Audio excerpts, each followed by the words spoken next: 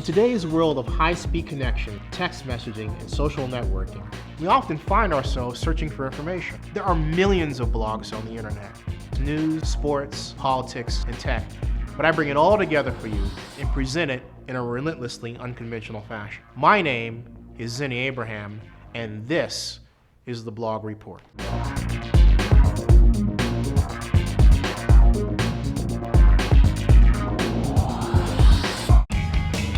It's time now for news.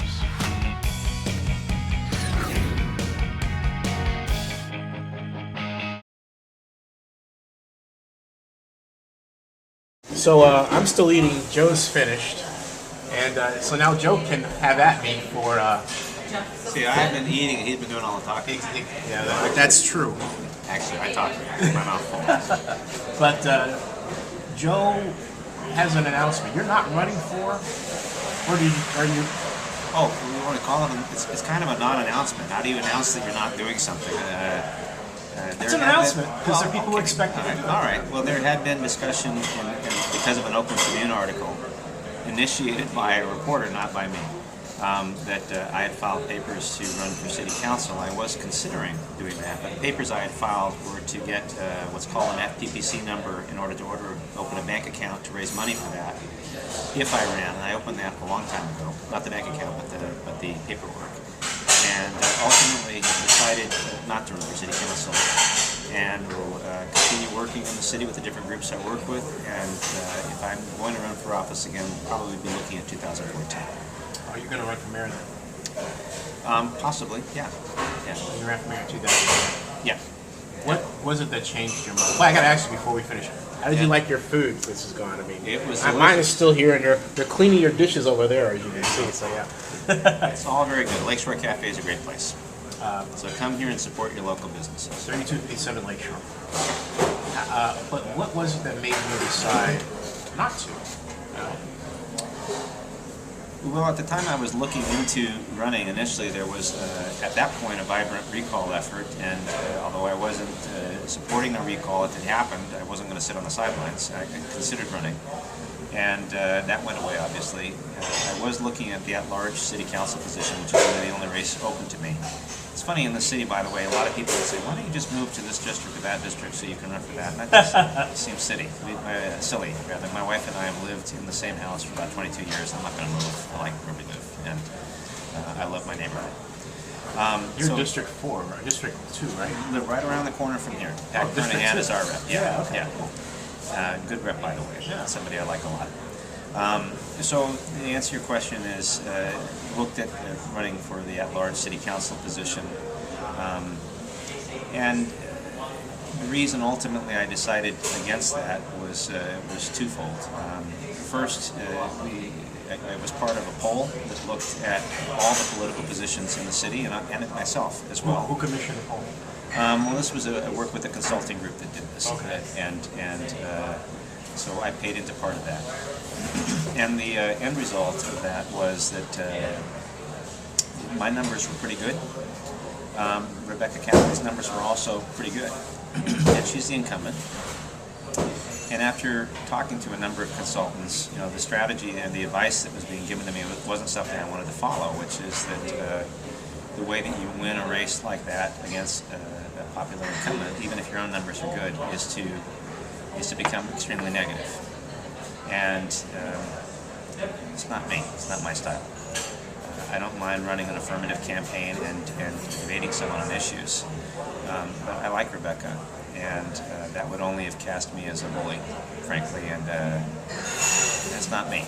And then I get after you about the whole Warriors deal, and you were saying, no, so you mischaracterized it. And I was I was chewing nails. I was so mad.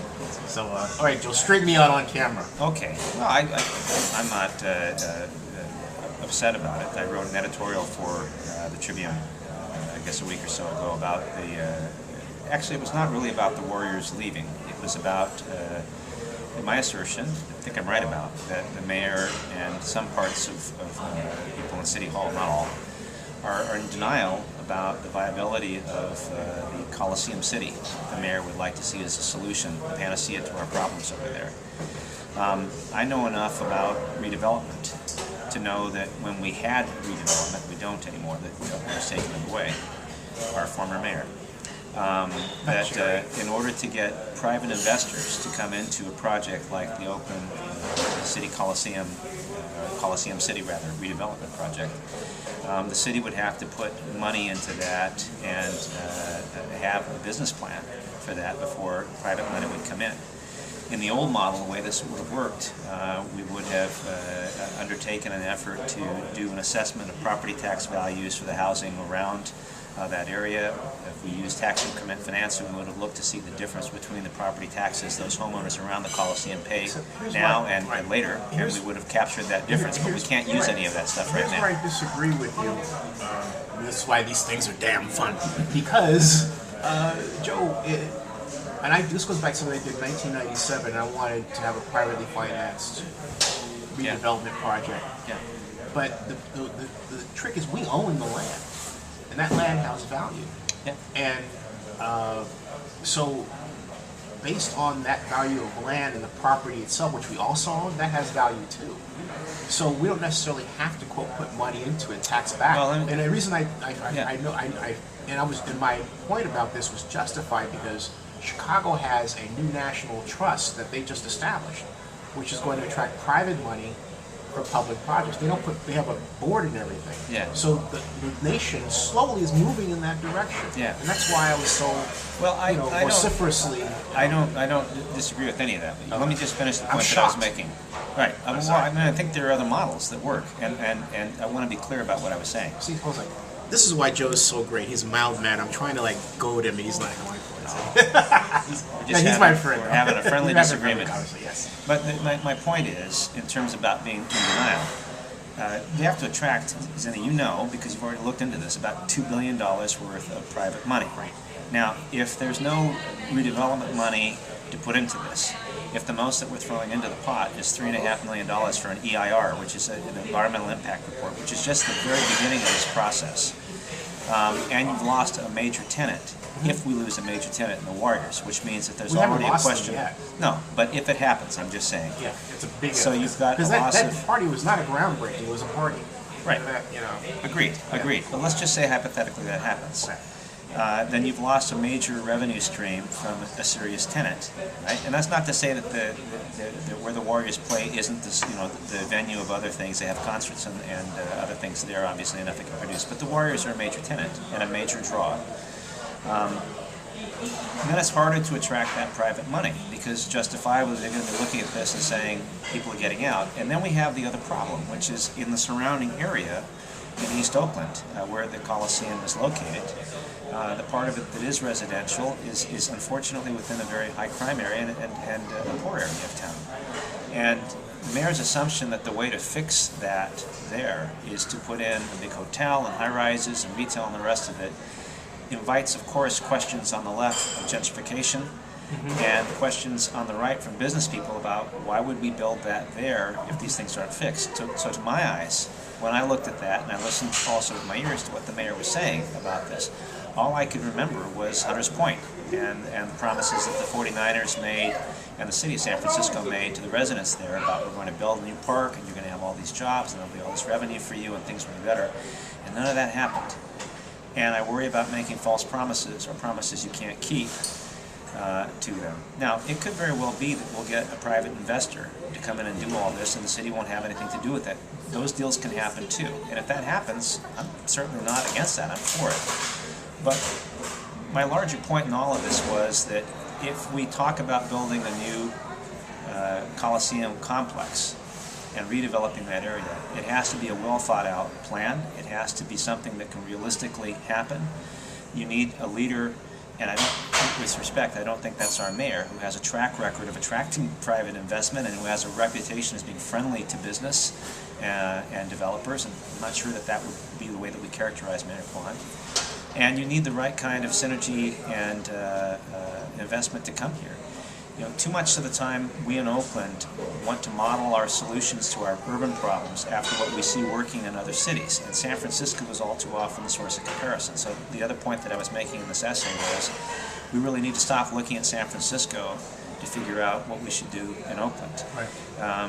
AT&T Park is thank you. It's a great baseball park. It's a lovely venue, and I wish we had something like that here too. But the reality is, people always say that's why we should build in Jack London Square, and the first thing they say, it'll be just like AT&T. It'll be, you know, the other side of that.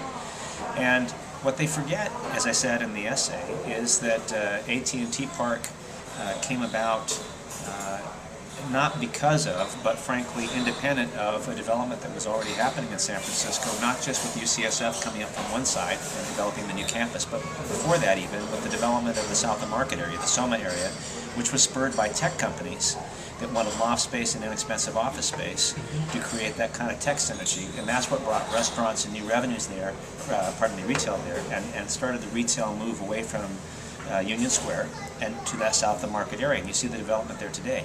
That was happening before the ballpark came. Then the ballpark came and took advantage of that, and the two things created synergy for one another. And today it's a terrific area. You don't have to just rely on tourism. You have people who live there that support that and create a new tax base and revenue stream for the city as well.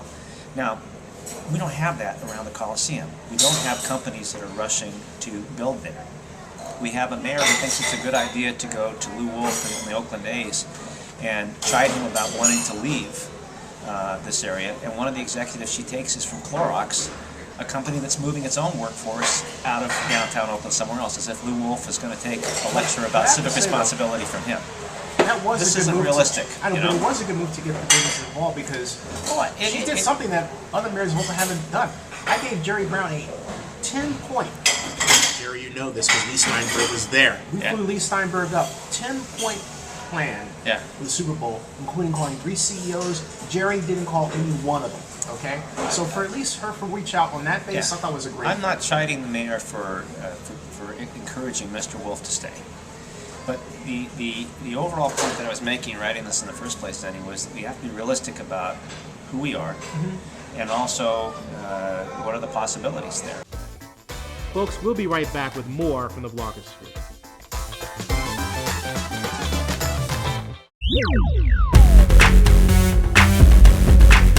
Their power turns into greed and selfishness.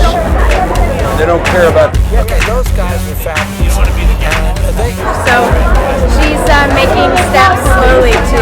Not too many people could in the way that Barack Obama has. It's kind of the best radio show in Southern California. Quite agree. These billionaires financing these jokers of a governor. With the concepts of Mission Impossible, we're always knocked out. Go look at John Connor. We know that film is in 3D, and our job creation is excited.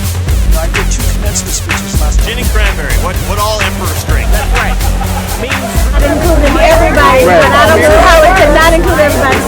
And it's great that it's spread all over the world and everybody's just really coming. Standing is going to be super fun. Basically, there's a main contestant and then 10 other contestants. Business first. Yeah. We got the bloggers. Annie Abraham was texting me last night in the middle of the show going, Boeing 757, I believe.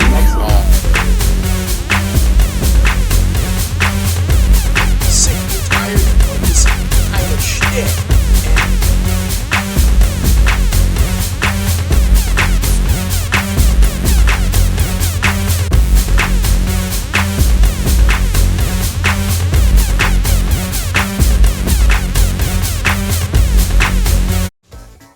Folks, we'll be right back with more from the Vlogosphere. And here's my question. We were talking about this on the phone. We lack boosters in the history of sports. Yeah. Boosters have always put their money, or at least encouraged money, or attracted money to be put in Oakland, or cities like Oakland. That's where you get sports teams. Yeah. These Warriors owners, they're not, I'm sorry, you guys are not boosters of Oakland. They're boosters of San Francisco. The Warriors owners never, and their predecessors never put the word Oakland in front of Warriors. Not right. Right. But what is equally criminal. What does Golden State mean? Right, but it was equally criminal is that we as Oaklanders don't fight to allow ourselves to be called the Oakland Warriors. You know, and we don't. I would agree with that, but here's the point where I want to challenge you. Yeah, if booster for the city means that I have to define myself by how hard I fight for a professional sports team, which is a business, and that could care less about our city, then I'm not a booster. But a booster for the city means I care deeply about the city and I want us to. That's why I was getting after it. Okay, but I think I'm more of a booster for exactly the opposite reason. All right. What I was making about San Francisco is, the heck with San Francisco. We're Oakland. And I made this analogy in the essay to comparing Brooklyn to Manhattan. And we're a little bit like Brooklyn. Manhattan is this shining example that Brooklyn or the other boroughs in New York will never be. Yeah, but the problem and so is that stop defining yourself by Manhattan. Be Brooklyn. But the problem is that we're bigger than San Francisco in terms of land area. Brooklyn isn't bigger than New York. Well, so the other problem that I have... I'm making a class comparison. Right. And where the resources and money. I understand, but the thing is that, I guess that's what set me. I was like, okay. Folks, we are Oakland. We're not San Francisco, we're not Brooklyn. And that's it. I know we have a Brooklyn district, okay? That was an analogy. Point is that since I've been here in 1974, we have always fought to make Oakland bigger than what other people think it is. This is like 2 generations of a battle, okay? And I feel like I'll die and the battle will still be going on, and Oakland will basically still always be, because of the existence of San Francisco. It's always in that context. Even like, think about this conversation. We're saying we're not San Francisco. We're acknowledging San Francisco's existence by saying we're not San Francisco. And your point is, more than acknowledging, we're privileging it. I totally get what you're saying. But see, I didn't start that. Yeah, this thread began by saying, let's build a ballpark here so it's like AT&T. So my point was, I don't care about San Francisco. I care about but you also, Oakland. Here's the thing, you didn't say, all right, you told everything about what's not being done and who's not doing what. But you didn't say how do you want to do it. Okay, so I'll answer your question. Okay, cool. All right. If it's... i.e. downtown stadium. Well, I don't know if you can get that today or not. I think that train may have left the station, but a downtown stadium would be wonderful in Oakland. I don't know that I want city money for that when we've got other problems, but a city-led move and private investment, absolutely. Right? Assuming the environmental impact reports are good and it doesn't displace people or create traffic congestion and all those other things that you have to study. But in the abstract, yeah, I think that's fine. It would be a way to locate more activity in the downtown area, create more of a nightlife. All those things are wonderful. The other heart of this issue, though, is what are we doing to redevelop the core areas of town, including East Oakland and in West Oakland, and to bring businesses there and jobs there. And a discussion about a sports coliseum. But should we raise that issue when Jerry Brown was spritzing around with redevelopment? Of course, absolutely. It's like we let him kill. We let you kill that which made Oakland. Do you realize without redevelopment, there would never have been a John B. Williams, who was the god. You ever heard of John B. Williams? Yeah. He was the god of redevelopment, not just in Oakland, but in California, and built downtown Oakland. Actually, in point of fact, if you know, because you studied this at Berkeley, but much of the history of redevelopment is lush with examples of what worked in Oakland as examples for the rest of the country. But at the same time, and Jerry Brown is a little bit of a hypocrite on this because he made use of it, and now he says, I see the things differently because I'm the governor. But he didn't say that when he was mayor. But in point of fact, some of the abuses that we had, including with our redevelopment agency, were politically what gave people like Brown the opportunity to take redevelopment away. It's ridiculous to be paying salaries for police officers or even the mayor to be paying her own salary with this, as an example, just a symbolic example. I know it wasn't a lot of money, but symbolically as an example, and say, well, if I spend some time on redevelopment, then the redevelopment funds should come for that. Redevelopment is originally, as you know, supposed to be about fighting blight and creating public housing. And it somehow ballooned from that into all these other things. And in a city like Oakland, where the general fund was constantly tapped, I know, but I'm saying in a situation like we have now. But I was going to say that the law, section 33020, I think it was, but anyway, it was changed to allow for an administrative cost. Right. So it's under that legal door. It's discretionary language. Well, what's an administrative cost? Okay. You're the guy got to calculate those things, right? Okay. Well, now they're being lawyers and politicians at the same time. But the point I'm making, Zenny, is this developed into something larger than it was, and then in a city like Oakland, we weren't the only ones. Lots of cities have done this. We're cash-strapped. Began to look at redevelopment as this kind of magic credit card. We'll just do TIF, tax increment financing. We'll float a bond, we'll collect the money, and then all of a sudden the city council remembers rating that under the guise of redevelopment, but it's not really going for the projects it's supposed to go for. And whether that's right or wrong, that's the political reality. And so people who didn't like that, that became their excuse. You know, how many times in that debate about redevelopment they talk about that bar that was built in Sacramento, Right. Or other things like that, including the construction of ballparks, which in other areas where ballparks, money was spent on them, and ballparks didn't get built, and people said, we still got to pay this bond back. Right. Right? And that was abusive. I think that happened in the Raiders down in Southern California, Indian. You remember the small city? Yeah, Indian something or other. Yeah. I can't remember. Indian Wells, is that it? I think. No, I thought it started with the letter R. City of Industry. That might have been That's it, City of Industry. Yeah. Thank you so much. And This so is great. Great service to the Lakeshore Cafe. See? And so, at the risk of belaboring this point about redevelopment, I think that we came to rely on it too much. And if you ask, well, what would I have done differently?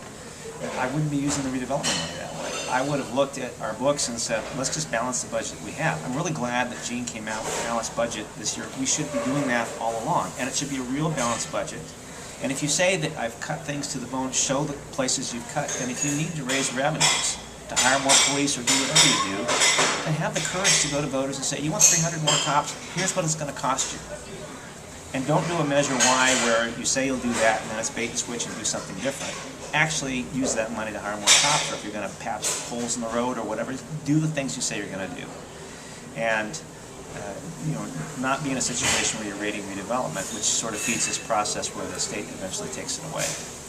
So I want things to work here. And I think at the end of the day, Zenny, for me, I care about a lot of issues, but public safety is still our biggest concern. The image of this city, the reason that people like the Warriors ownership gets political cover for doing what they're doing, is we still have a bad external image from the rest of the Bay Area and the rest of the world about this being a tough city and a violent city. And frankly, yesterday, if you looked at the crime statistics that came out from the FBI and the Department of Justice, Oakland's numbers, 2011 over 2010, are higher. They're awful. If you compare us to cities like Los Angeles or Long Beach, I read something about this as well. Long Beach, comparable population, also a port city, diverse population, economically challenged in similar ways, just like here. Their violent crime decreased in 2011 over 2010. The number of murders, they had 25 last year. We had 108. 108. But one thing, though. Right? And we stole Anthony Batts from Long Beach before he quit, right? And their numbers went down, ours went up. I mean, we have to focus on public safety, and it's a mix for me of hiring more cops and then making sure the social programs that we implement, Measure Y programs, we audit them to make sure that they actually reduce violent crime. Otherwise, put that money somewhere else. Joe, you got to admit one thing. What's that? I got great breakfast places here, right? I love this city. This is a great place. Look at this. Look at this. This is a great place. Well, yeah. This is what drives me crazy about San Francisco. You know, this area that we live in, with Trestle Glen area. Like my house. My house was built in 1917, right? It's an old house. We had to fix it up a lot to be able to live in it still.